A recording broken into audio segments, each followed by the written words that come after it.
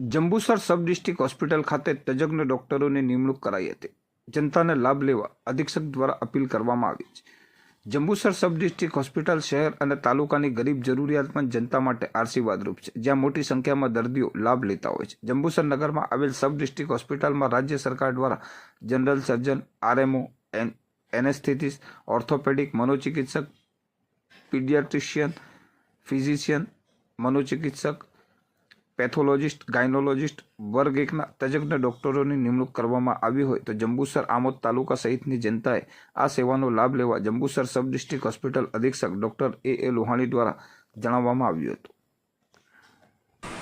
હું doctor A Lohani, superintendent sub district hospital Jambusar taluka તેમજ આમોદ તાલુકા, પાદરા તાલુકા આજુબાજુના વિસ્તારના લોકોને નિવેદન કે અત્રેની સબ ડિસ્ટ્રિક્ટ હોસ્પિટલ ખાતે તાજેતરમાં જનરલ સર્જન, ફિઝિશિયન, ગાયનેકોલોજીસ્ટ, બાળરોગ નિષ્ણાત, રેડિયોલોજીસ્ટ, પેથોલોજીસ્ટ, એનેસ્થેટિસ્ટ, મનોચિકિત્સક વગેરે તજજ્ઞોની નિમણૂક કરાઈ છે.